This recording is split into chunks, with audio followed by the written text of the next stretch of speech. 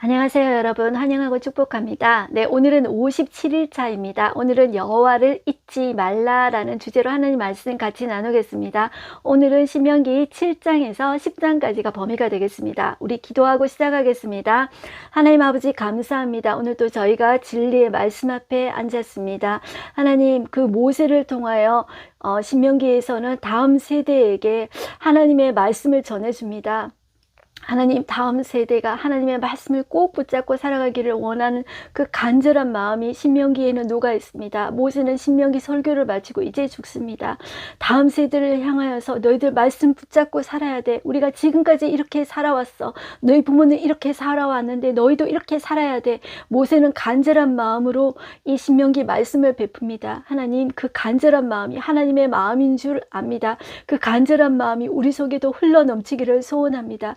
그것은 오직 성령님만이 할 수 있사오니 이 우리 세대와 우리의 다음 세대를 거쳐서 성령님께서 지금 이 시간에도 말씀하여 주시고 주장하여 주시기를 소망합니다. 예수 그리스도의 이름으로 기도드렸습니다. 아멘. 네, 우리 리딩 가이드 들어가겠는데요. 제가 기도한 것처럼 신명기 말씀은 이 모세의 그 간절한 마음이 우리 마음에 흘러 들어와야 됩니다.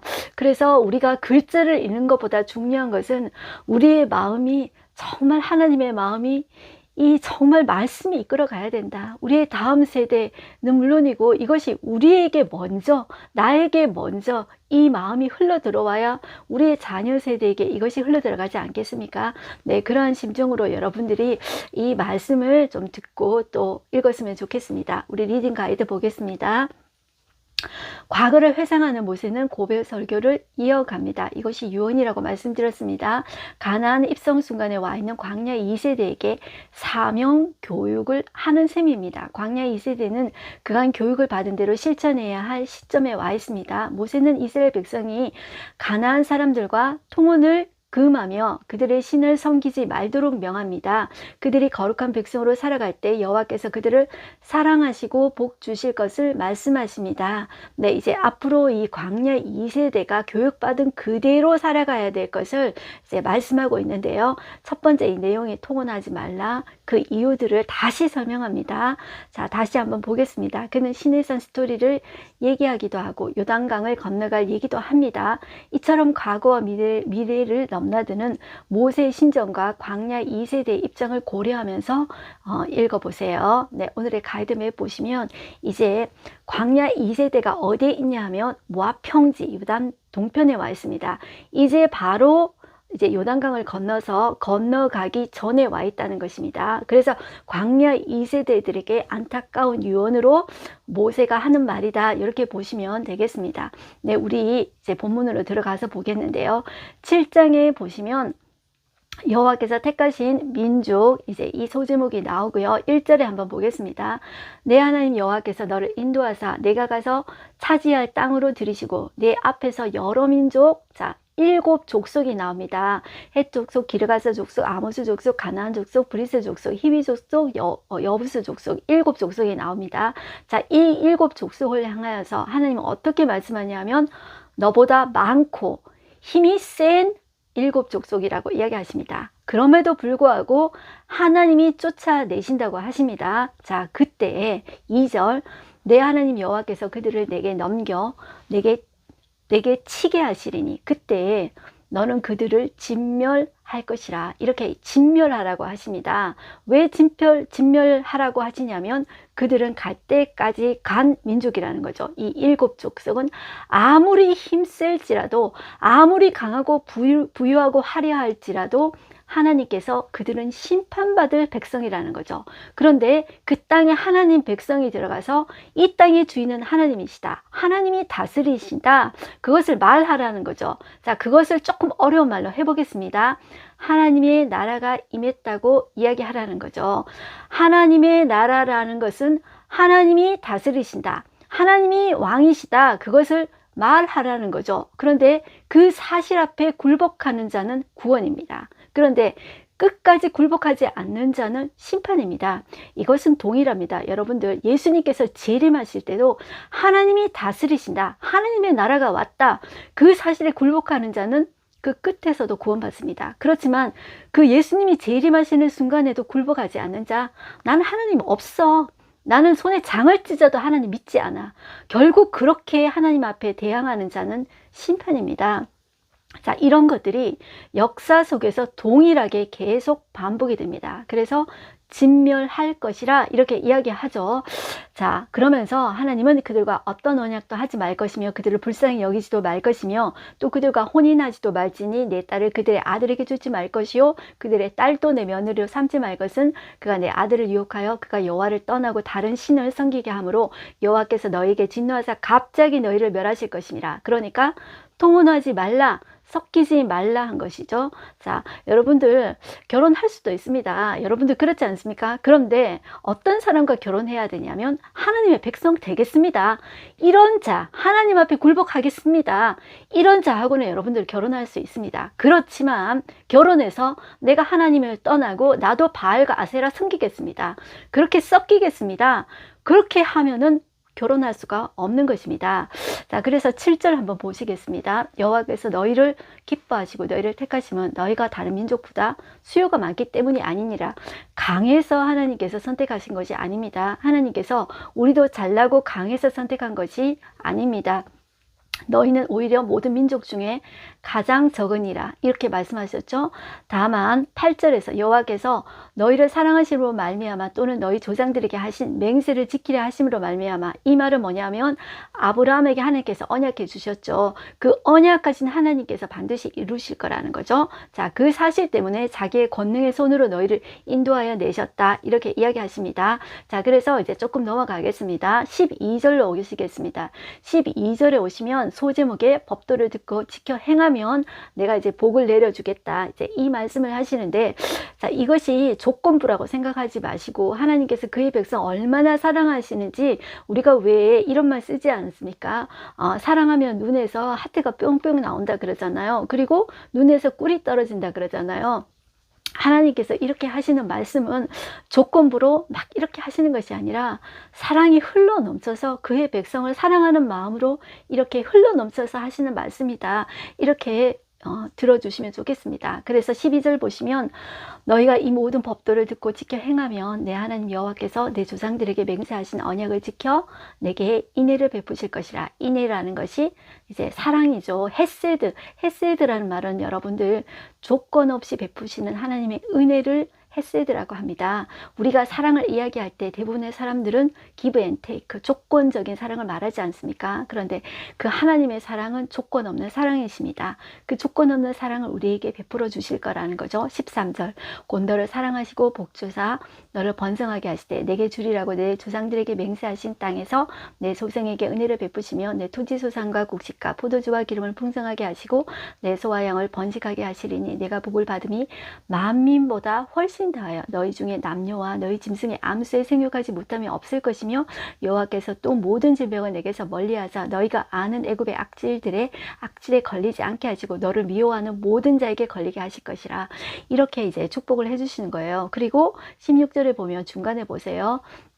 내 눈이 이 내게 넘겨주신 모든 민족을 내 눈이 긍휼히 여기지 말고 진멸하여 그들의 신을 섬기지 말라. 그것이 내게 올무가 되리라 이야기하죠. 자, 17절 내가 혹시 심중에 이르기를 이 민족들이 나보다 많으니 내가 어찌 그를 쫓아낼 수 있으리요 하리라마는 그들을 두려워하지 말고 내 하나님 여호와께서 바로와 온 애굽에 행하신 것을 잘 기억하되 내 하나님 여호와께서 너를 인도하여 내실 때에 내가 본 큰 시험과 이적과 기사와 강한 손과 편파를 기억하라 이렇게 이야기하시죠. 인간은 여러분들 돈이 많고 힘이 세고 이런 존재를 부러워하고 거기 닮아가려고 합니다. 그리고 나도 거기 이제 편승되려고 하죠. 그렇지만 하나님의 구원의 역사는 인간의 힘과 인간의 돈에 의해서 좌지우지 결코 되지 않습니다. 네, 하나님의 역사는 하나님께서 다스리시고 교회도 마찬가지입니다. 그 사실을 우리가 믿어야 합니다. 그것이 성경 말씀에 나와 있습니다. 여러분들, 하나님께서는 인간의 힘으로 역사하지 않습니다. 20절 보겠습니다. 내 하나님 여호와께서 또 왕벌을 그들 중에 보내어 그들의 남은 자와 너를 피하여 숨은 자를 멸하시리니 너는 그들을 두려워하지 말라. 너희 하나님 여호와 곧 크고 두려운 하나님이 너희 중에 계시니라. 자, 이스라엘이 힘이 있어서 그들을 구원한 것이 아니라고 했습니다. 하나님께서 싸우겠다는 거죠. 하나님께서 왕벌을 그들에게 보내어서 하나님께서 싸우시겠다, 이렇게 말씀하시죠. 그러니까 우리는 자, 어떻게 해야 되냐? 두려워하지 말라. 하나님만 바라보라는 거죠. 자, 그리고 25절로 가시겠습니다. 너는 그들이 조각한 신상들을 불사르고 그것에 입힌 은이나 금을 탐내지 말며 취하지 말라. 내가 그것으로 말미암아 올무에 걸릴까 하노니 이는 내 하나님 여호와께서 가증히 여기시는 것입니다. 자, 이 말씀이 정말 우리를 얽어매는 족쇄가 아닙니다. 자, 이 우상들을 자기들을 위하여 그들은 우상을 만들잖아요. 그런데 거기에 은이나 금을 입히잖아요. 그런데 그 은이나 금도 탐내지 말라는 거죠. 하나님은 철저하게 그런 인간의 화려한 것, 많은 것, 힘센 것, 이런 것을 의지하지 말고 오직 하나님의 백성은 누구를 의지하라? 하나님만 의지하라, 이렇게 이야기하십니다. 하나님께서 그들을 진멸하시라고 하면은 내가 그 말씀에 순종해서 하면 되는 것입니다. 네, 8장으로 와보시겠습니다. 이스라엘이 차지할 아름다운 땅에 대해서 이야기하고 있죠. 자, 여기에 정말 신명기 말씀에는 반복되는 말씀이기 때문에 어려운 말은 없지만 우리에게 정말로 보석과 같은, 정말로 너무나도 은혜되는 말씀이 신명기에는 너무나도 많습니다. 네, 1절 한번 보겠습니다. 8장 1절. 내가 오늘 명하는 모든 명령을 너희는 지켜 행하라. 그리하면 너희가 살고 번성하고 여호와께서 너희의 조상들에게 맹세하신 땅에 들어가서 그것을 차지하리라. 절대로 올무가 되는 말씀이 아니라 우리에게 복을 주시는 말씀입니다. 네, 2절부터 한번 볼게요. 내 하나님 여호와께서 이 40년 동안에 내게 광야 길을 걷게 하신 것을 기억하라. 이는 너를 낮추시며 너를 시험하사 내 마음이 어떠한지 그 명령을 지키는지 지키지 않는지 알려 하심이라. 너를 낮추시며 너를 줄이게 하시며 또 너도 알지 못하며 내 조상들도 알지 못하던 만나를 내게 먹이신 것은 사람이 떡으로만 사는 것이 아니요 여호와의 입에서 나오는 모든 말씀으로 사는 줄을 내가 알게 하려 하심이라. 자, 이 말씀은 여러분들 신약에서도 많이 인용하고 있는데요. 예수님께서 공생애 시작하실 때 그 40일 동안 마귀에게 광야에서 시험받지 않습니까? 이때 예수님께서 인용하신 말씀인데요. 저도 이 말씀이 사실 제 인생의 말씀입니다. 저희 아버지가, 제가 잠깐 이제 말씀드렸지만 저희 아버지가 늦게 목사님이 되셨는데요. 사실 저희 아버지가 이제 젊을 때 이제 총각 때 사실 하나님 앞에 서원을 하셨대요. 그런데 저희 아버지가 이제 돈 많이 벌어서 뭐 예배당 많이 짓고 내가 헌금 많이 하면 주의 일을 하는 거지, 이렇게 이제 돈을 많이 벌면서 그렇게 생각을 하셨답니다. 그런데 제가 제일 맏딸이고 저희 집에 딸 아들인데 저희 집에 이제 막내 저희 동생을 놓으면서 저희 막내 동생이 선천성 거대 결장으로 이제 태어나게 돼요. 그래서 난지 이제 7일 만에 이제 큰 수술을 하고 그 이후에도 수술을 이제 많이 했어요. 그리고 중간중간에 뭐 장폐석이 오고 엄청나게 이제 많이 저희 집안이 다 고생을 했죠. 그러면서 저희 아버지 이제 재산 다 헌금하고 이제 주의 일 가겠다고 이제 그 신학교를 가셨거든요. 그래서 저희 가족은 온 가족이 너무나도 이제 이제 가진 고생을 많이 했어요. 그리고 저희 아버지가 이제 그 시골에 정말 그 선앙당이 있는데, 여러분들 선앙당이 그 산속 깊은 곳에 있지 않습니까? 그런 데서 사역을 정말 하셨어요. 그렇게 시작하시면서 정말 시골에 몇 명 안 되는 그런 성도들 들고 이제 정말 사역을 하셨거든요. 그때 우리 온 가족이 정말 얼마나 고생했겠습니까? 그때 저는 그 하나님이 존재하신다는 그런 사실을 믿었지만 그 하나님이 정말 너무나도 미웠어요. 그 하나님이 너무나도 싫었어요. 그 하나님이 정말 너무나도 지긋지긋하고 그 하나님이 정말 사라져 줬으면 좋겠다. 내 인생에서 그 하나님이 없어져 줬으면 좋겠다. 나는 내 인생에서 결코 그 하나님 믿는 그 직업을 갖지 않으리라. 저는 그렇게 정말 다짐하고 또 다짐하고 그 시골을 벗어나려고 끊임없이 노력했는데 돈이 있어야 시골을 떠나죠. 그런데 결코 떠날 수가 없더라고요. 원서를 내도 저희 부모님이 이제 돈 없다고 이제 그 원서 이제 선생님한테 이제 가서 우리 애 도시에서 공부 못 한다고, 우리는 그런 형편 안 된다고 이렇게 이제 말씀하셨다고 저보고 이제 이야기하시더라고요. 이제 그 말씀을 이야기할 때 부모님 마음도 얼마나 이제 찢어졌겠어요. 그러면서 저는 이제 그 하나님을 정말 너무나도 원망하는 삶을 살았죠. 그런데 제가 정말 하나님이 나를 왜 이런 가정을 겪게 하시는지, 왜 이런 부모 밑에 살게 하시는지, 그런 부모를 만난 저도 정말 너무나도 이제 불쌍하다, 자기 연면에 빠지셨지만 하나님이 제 인생에서 이 말씀을 읽게 하시면서, 하나님 그렇군요. 내게 광야 길을 걷게 하신 것은 오직 말씀으로 살려는 줄을 내가 알게 하기 위해서 하나님 이 길을 허락하셨군요. 그 말씀 앞에 제가 정말 무릎을 꿇게 되었거든요. 그래서 내가 태어난 것이, 내가 선택해서 태어난 것은 아니지만 하나님께서 말씀을 알게 하기 위해서, 말씀 되신 하나님을 만나게 하기 위해서, 말씀 되신 예수 그리스도를 만나게 하기 위해서 나를 이렇게 낮추시고 줄이게 하시고 이렇게 또 먹이시고 입히시고 하셨군요. 그 사실에 굴복하게 되더라고요. 그러면서 하나님께서 이제 제 삶을 회복시켜 주시는데, 제 인생에서 정말 만날 수 없던 귀한 정말 천사 같은 사람들을 만나게 해 주시고 제 삶을 열어주시고 인도해 주시더라고요. 그 사실에 정말 너무나도 감사해서 제가 이제 사람 바라보지 아니하고 하나님만 이제 바라보게 되고 말씀만 붙잡게 이렇게 되더라고요. 그래서 제가 정말, 저는 사람을 별로 믿지 않습니다. 그래서 사람 의지하지 않고 하나님만, 하나님의 말씀만 바라보게 하는 그 시점이, 그 계기가, 이 말씀이, 제 인생의 말씀이 제 안에 들어오게 되면서 시작이 된 것 같아요. 그래서 제가 이 말을 길게 하는 것은 여러분들도 여러분들 인생의 말씀을 이제 정말 붙잡았으면 좋겠습니다. 그래서 이제 좀 길었는데요. 조금 넘어가겠습니다. 그리고 11절에 보면 여호와를 잊지 말라 나오죠. 이 말씀은 정말 제발 잊지 말아라. 정말 모세가 당부하는 말씀이에요. 정말 이렇게 올과 매기 위한 그런 이제 올무가 되는 말씀이 절대로 아니에요. 사랑으로 흘러나오는 말씀이다. 그렇게 좀 보셨으면 좋겠고요. 제가 다 읽을 수 없고요. 16절 한번 보실까요? 내 조상들도 알지 못하던 만나를 광야에서 내게 먹이셨나니 이는 다 너를 낮추시며 너를 시험하자 마침내 하나님의 마음이 뭐라고요? 마침내 내게 복을 주려 하심이었느니라. 이것이 정말로 간절한 하나님의 마음입니다. 그러나 우리는 얼마나 그 하나님을 오해하고 있습니까? 나를 정말 이렇게 죽이려고 작정하십니까? 이스라엘 백성처럼 우리는 그렇게 말하지 않습니까?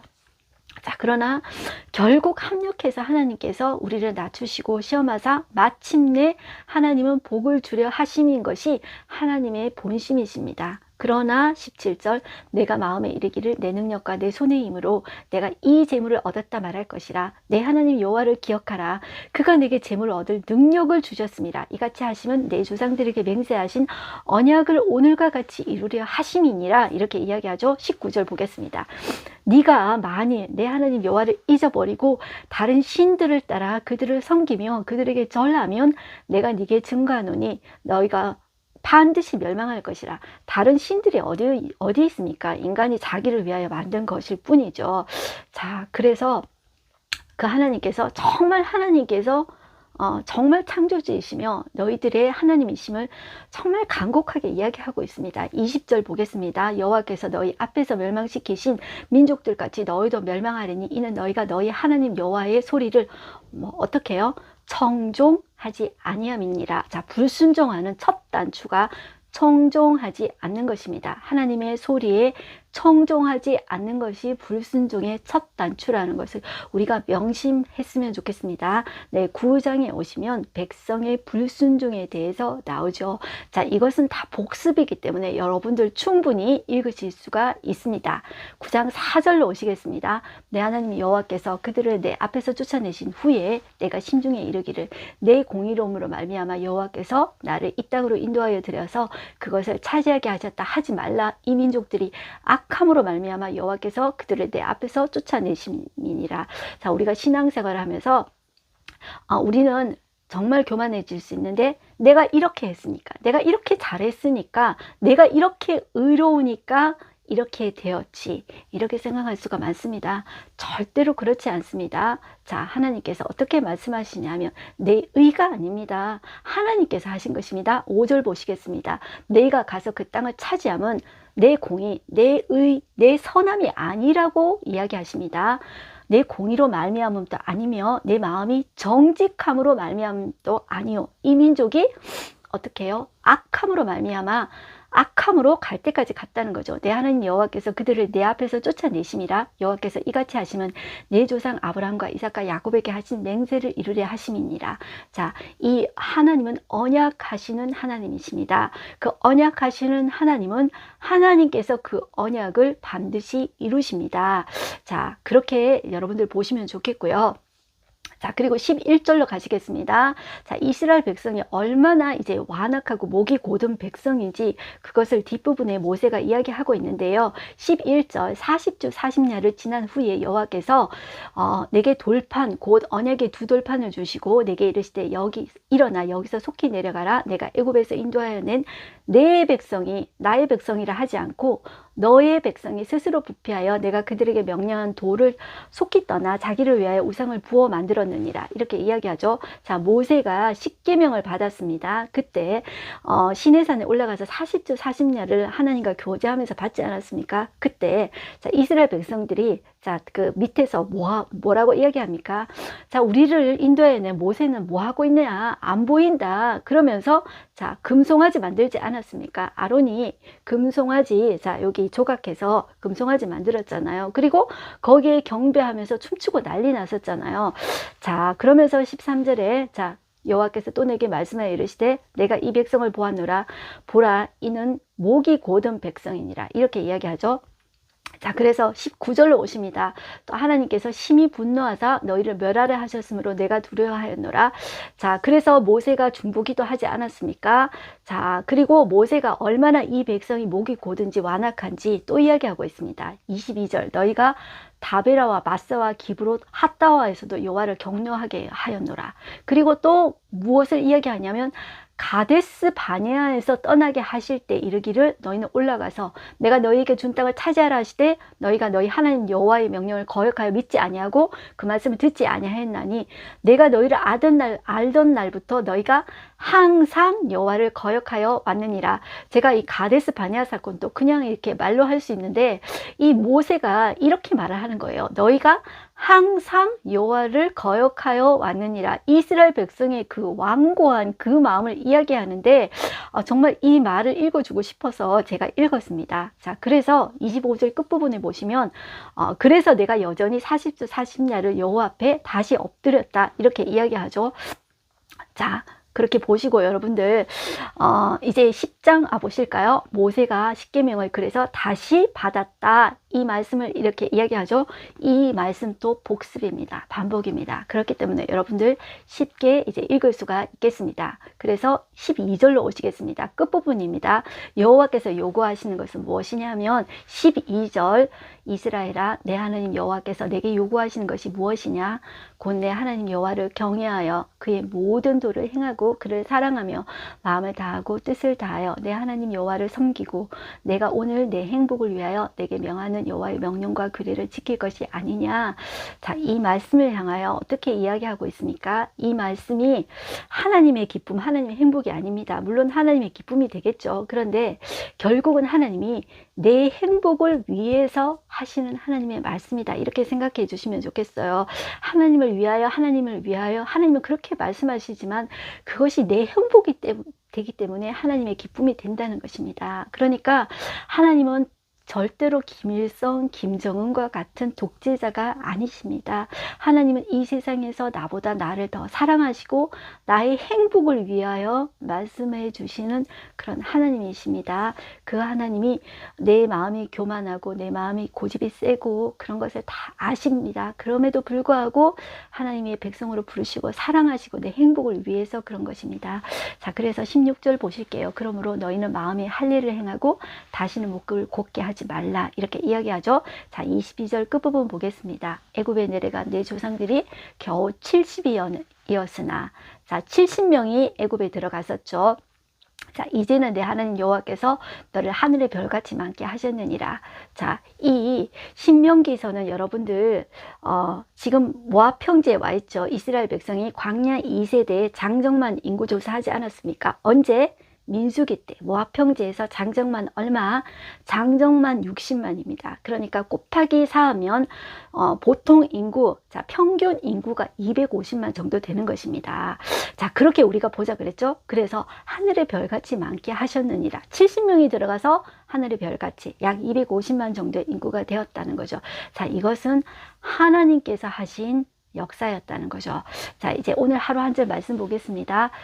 자, 가나안 땅에 들어가면 또 그들과 혼인하지도 말지니 내 딸을 그들의 아들들에게 주지 말 것이요 그들의 딸도 내 며느리요 삼지 말 것은, 이렇게 이야기하고 있습니다. 오늘의 인사이트 보겠습니다. 가나안 족속과 결혼해서는 안 됩니다. 가나안의 딸을 이스라엘의 며느리로 삼아서는 안 됩니다. 하나님은 그것을 올무가 된다고 경고하십니다. 통혼은 섞임입니다. 믹스 된다는 거죠. 하나님의 아들들이 사람의 딸들과 통혼함으로 홍수 심판이 왔습니다. 솔로몬이 수많은 이방 여인들을 데려와 통혼함으로 배도자가 되었습니다.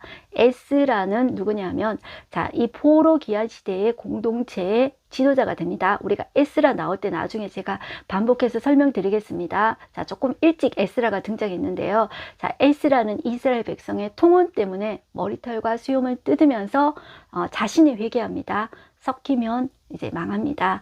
자, 이게 좀 심한 말 같으면 뭐 결혼할 수 없다고, 믿지 않는 자와 결혼할 수 없다고, 자, 이 나라는 처음으로 세우는 하나님의 나라입니다. 그런데 이스라엘 나라가 망했던 이유는 하나님께서 가나안을 진멸하라고 했습니다.